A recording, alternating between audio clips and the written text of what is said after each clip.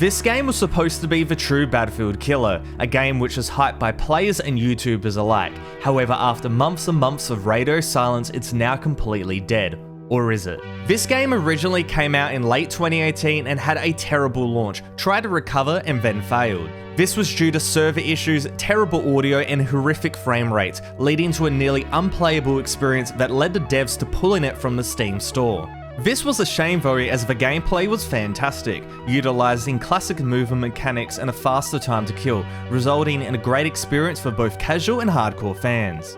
This, in conjunction with the great graphics, along with a solid selection of maps and modes, meant foundationally it was really quite a decent first-person shooter, but everything else around it made it crumble.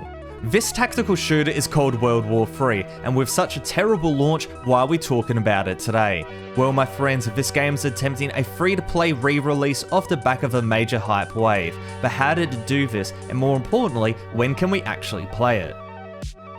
Fast forward to late 2021 and the developers have rebooted World War III. The solid gameplay, fantastic customization and detailed maps all stayed, however the game-breaking issues have more or less been resolved. Performance-wise, it's quite optimized, the servers work as they should, the audio has been completely reworked. World War III hit back and it hit back hard. FPS YouTubers such as myself, Big Fry, Blue Drake and Tactic Gamer started covering the revival and people took notice. Battlefield 2042 was completely flopping during this time and gamers were looking for something new to sink their teeth into. This resurgence in hype resulted in World War III hitting its highest player peak since release with 4,300 people. Nothing crazy, but still a great improvement over the double-digit player counts over the last couple of years. The lack of a bigger player count could be due to the monetization model, as the Farm 51 announced in October 2021 that World War III would become a free-to-play title in the near future. You could buy early access packs to play the game immediately, but a lot of people decided to just hold out since we thought open beta would be happening quite soon, given it was more than 6 months since the original announcement.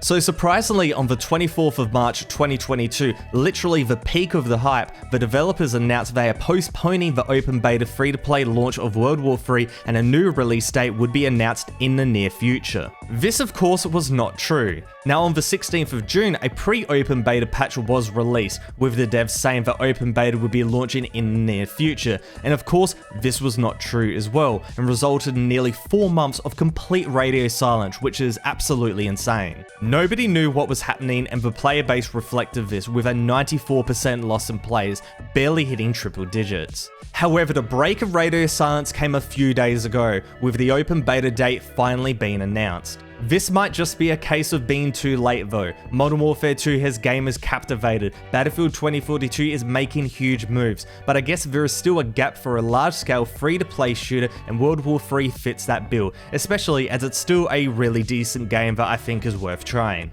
Regardless, the Farm 51 announced that this game will be entirely free to play for everyone with no purchase required, and this will be from September the 29th, 2022.